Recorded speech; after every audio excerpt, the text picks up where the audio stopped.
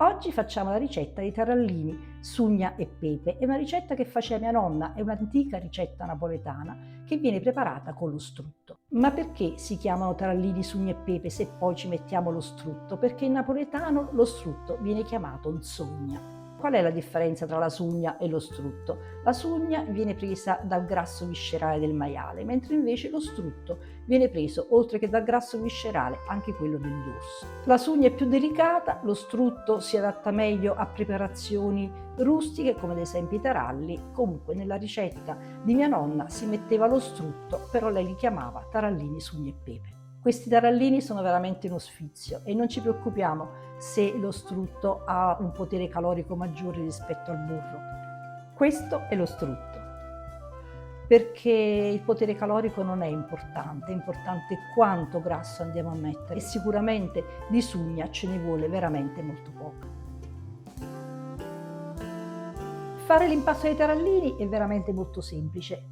Io utilizzo la farina bianca di farro, mi piace di più rispetto alla farina di frumento. Questo è un pacchetto da mezzo chilo, quindi glielo vado a mettere tutto.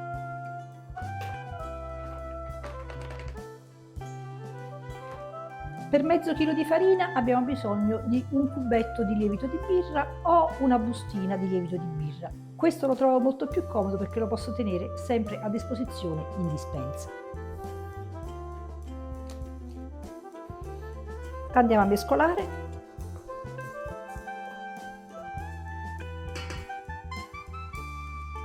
Aggiungiamo lo strutto,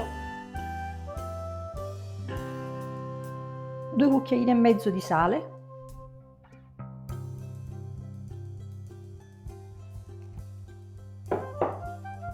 e l'acqua. Questa è acqua oligominerale. E il lavoro adesso lo farà la nostra planetaria o la nostra impastatrice.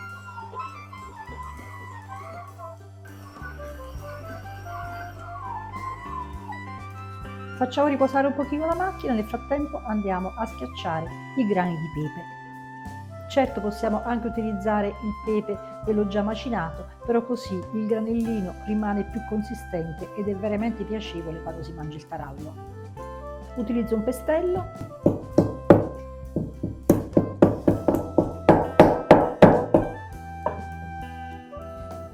e aggiungiamo il pepe all'impasto.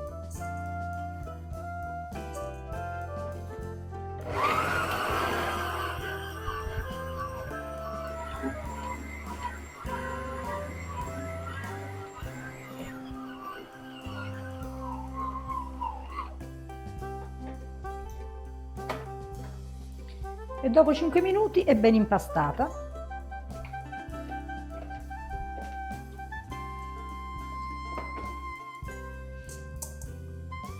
Togliamola dal gancio, la mettiamo sul piano e lavoriamo un poco con le mani.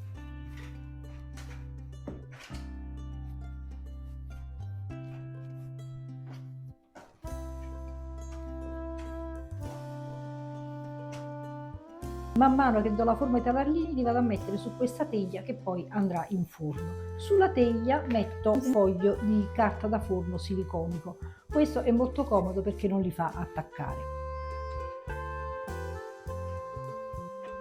Vanno messi abbastanza distanziati perché questi poi crescono. E per fare il tarallino prendiamo un pezzettino di pasta,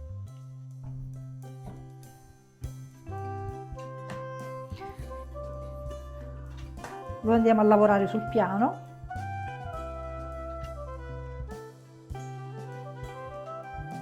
e una volta che si è formato un salsicciotto lo pieghiamo, mettiamo il dito qui dentro, nel frattempo andiamo a girarlo per farne una treccia. L'estremità ce l'andiamo a mettere dentro all'anello e il tarallino è fatto.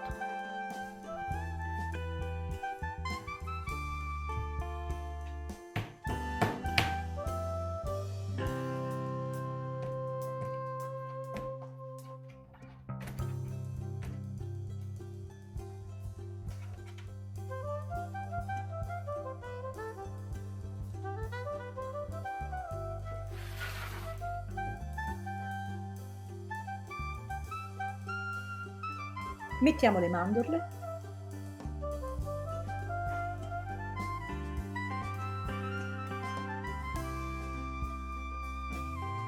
Lucidiamo la superficie dei taralli con del bianco d'uovo sbattuto e poi li lasciamo lievitare prima di infornare.